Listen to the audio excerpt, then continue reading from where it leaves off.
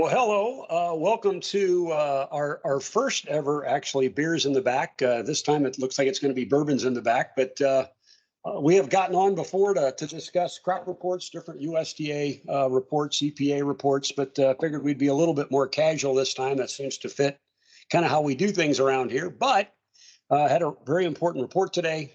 We had the USDA gave us actually one of the more important reports of the year if you judge it by market volatility on report day. And this one was a little bit of a surprise. Some of the soybean number especially was quite a surprise. We'll get into that. The market price reaction to said bullish report was quite a surprise as the market ended up lower on the day. So just something else, I suppose, that we can add to our long list of maybe things that don't exactly make sense that in the last 18 months. Seems like markets have not behaving the way that maybe they did in the earlier days of our career. So can't say that we've never seen something like this before, but certainly this place, it's been a while. Yeah. Yeah. I guess it wouldn't be the first report that the, buy the rumor, sell the fact, but a little bit odd. So anyway, let's just get into it here. We got two important data points, a lot of data points, but two different categories from the USDA.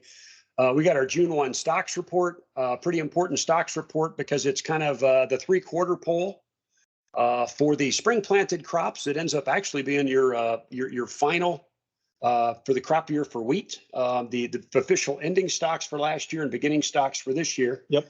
And on top of that, and probably the part of the report that the market watches even more closely this time of the year is the acreage numbers. And that one, I would argue, is probably where some of the bigger surprises were. So on your screen right now, what you should be looking at, these are the stocks numbers.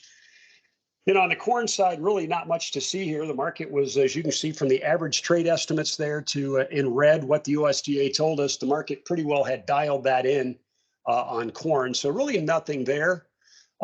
You could say the same thing for beans and wheat. I think on beans, the one point I guess I wanted to make here, 6 million bushels is not a marquee miss by any stroke. 6 million bushels above the average trade estimate on beans is no big deal. But remember, we were 19 or 20 million bushels higher than we thought we ought to be on the March report, which gave the market this deja vu all over again feeling, because March report last year was where we started to say, I wonder if the USDA underestimated the size of the bean crop.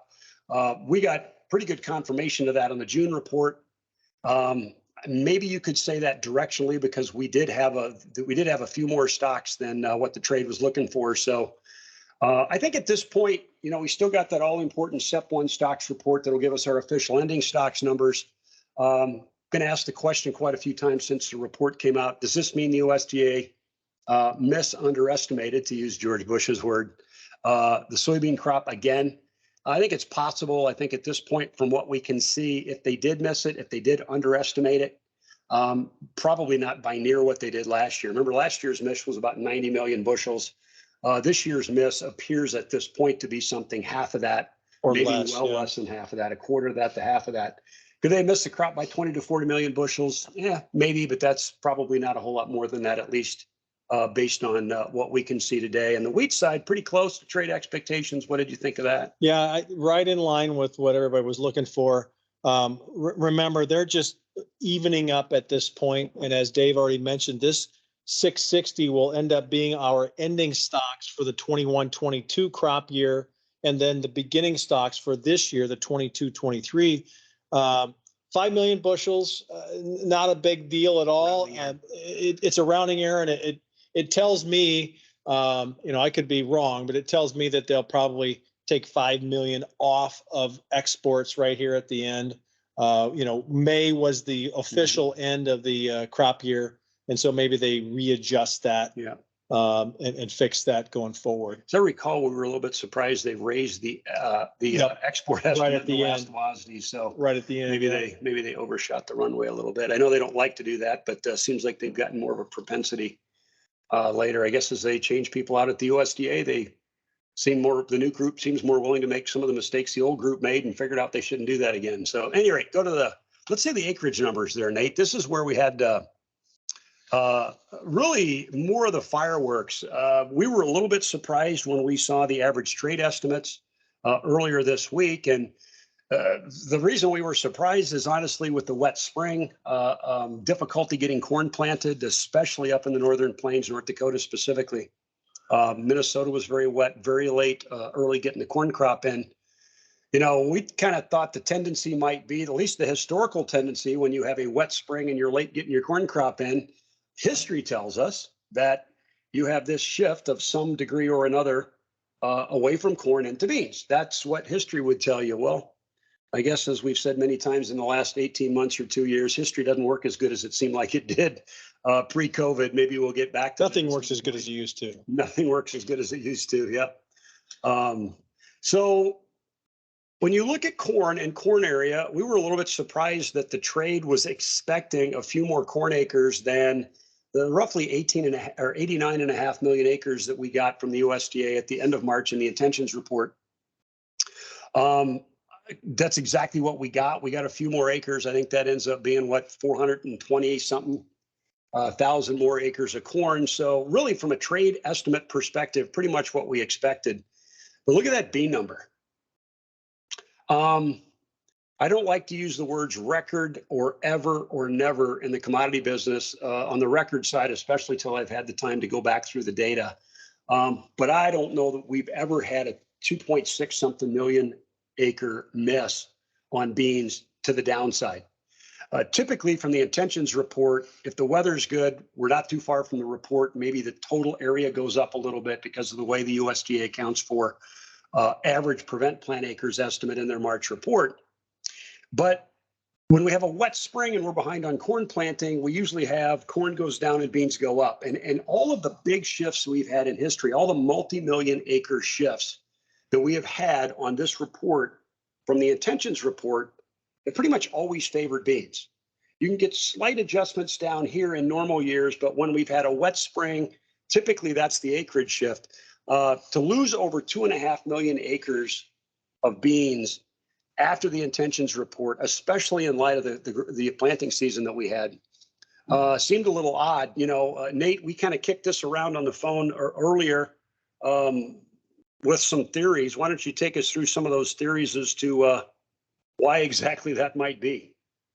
Well, I mean, this, like you said before, and I think we talked about when we did this recap back in March. I mean, there were so many things at play this year with higher fertilizer prices, and if you remember when the March intentions were gathered, I'm not sure had Russia invaded Ukraine yet, or were we right on the front end of that thing, right? So we hadn't seen that was at the very end of February, the 27th of February or something. So certainly some of the intention stuff had been gathered already. To your point, we hadn't seen this big explosion in commodity prices, fully yet when those numbers were gathered. So part of it would tell you that corn farmers looked at it as being pretty profitable. Not that beans weren't, but and my guess is if you had fertilizer purchased or you had fertilizer down on your field, this isn't one of those years you're going to walk away from that and plant soybeans. You're going to say, by God, I got that fertilizer down. It was expensive. I'm going to go ahead and try to get my corn planted. I think you're right. This was a wet spring. And I think as we got later in the spring, the intent was by the farmer, I'm going to make sure I try to get this corn planted. And if you think about when things are planted, soybeans are kind of the last thing that you plant. And as you tick away throughout the spring here and you cross that threshold on the crop insurance date for corn, now you have that window is closing, for soybeans, and you kind of get down to that spot where it's like, well, the last thing to plant is soybeans, and we're not going to get it all planted. And I think we looked through some of those numbers and where some of the shortfalls in soybean acres were kind of up in the north. Isn't that kind of what we saw? I think Minnesota was like 500,000 acres. We saw 500,000 acres shift out of beans and into corn in the state of Minnesota alone. Yep. So I don't know. I mean, it's you have to remember that this is the change from when the intentions were in March, when farmers were polled back in March what they were intending to plant, and this is what they actually planted. The part that I struggle a little bit, and you and I talked about this, is when you add this up, and I haven't seen the total number yet, but it isn't like beans were down and something else was up equivalent amount. I mean, there were some little variations here and there, but for the most part, soybeans were down, and everything else looks pretty much unchanged. So does this tell us that we're going to see a little bit bigger prevent plant just because of the wet conditions in the north? And did we lose acres overall? And that, I guess that's kind of somewhat the question. But yeah, I think it is puzzling.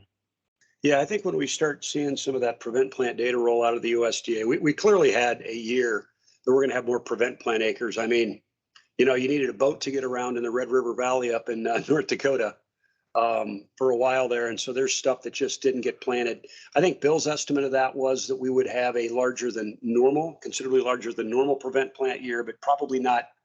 Was it 19 and 20? We had a couple of back-to-back big prevent plant years. His estimate was much bigger than normal, not as big as those 2 years. And I think that's still today a reasonable expectation. I think one of the other things, Nate, as a possible explanation that maybe dovetails in with what you're talking about, if you remember, we were really wet in Minnesota, North Dakota, South Dakota. We were really wet early, so we didn't get out of the gate. But we had that weather window for corn planting opened up right kind of at the end of the cycle, right before you got to the crop insurance dates. And we had also started to see a significant break in fertilizer prices from these record levels. Now, it's still expensive as hell historically, but we had, what do we have? Like in 1 week, we had over a 20% break in nitrogen prices. And I just wonder, the other thing, when you look at intentions and the time those intentions that the farmers, when they sent their cards in, as we say, Minnesota, North Dakota was dry.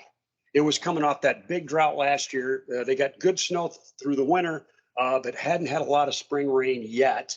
And we were getting a bit of runoff, but we really didn't have a great moisture situation. And oh boy, howdy, did that change in late April and May. And so I guess I'm wondering here if we didn't have that window opened up and a farmer said, I'm not maybe take the risk of planting a very expensive corn crop with the dry conditions when he sent his intentions card in mid-February.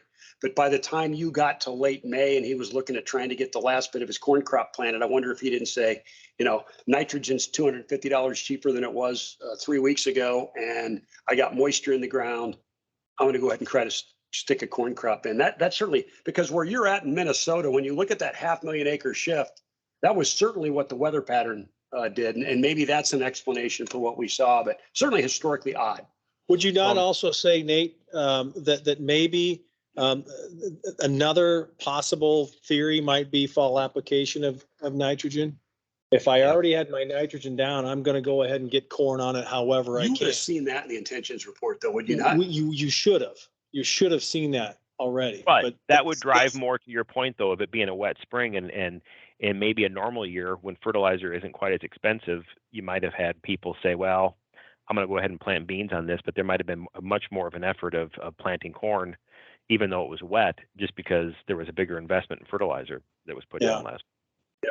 Well, and I also think what you mentioned, Nate, about the, what's going on in the Ukraine, I think the incentive structure certainly changed between the crops. I mean, even back before Putin invaded the Ukraine, when it looked like he was going to, but he hadn't yet, the crop economics information that we were getting from Bill, we were getting from Iowa State, it did say that corn was a more profitable crop to plant. What we thought the message that we got from the intentions report from farmers was that, yes, it's a more expensive crop to plant, but with record fertilizer and record input cost to plant corn and significant incentive, you're going to make a lot of money as a farmer planting either crop.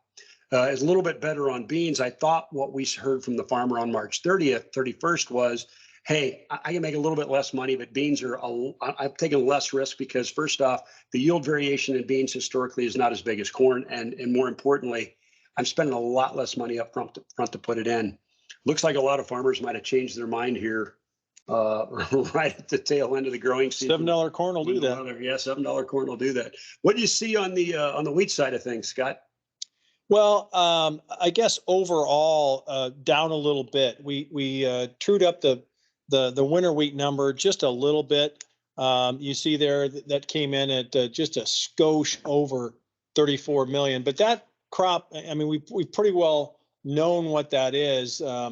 Back in March, they had that at 34 and a quarter. Obviously lose a little bit of acres here and there. We know that down in Texas, how dry it was in Oklahoma. I'm sure that we're going to see some higher abandonment numbers when those numbers come out. Now, the harvested acreage, again, this is acres for the coming year. This is for the 22 crop. Those numbers went up a little bit. You don't see them on here, but that was another takeaway, is that we had about 500,000 more harvested acres in the new numbers.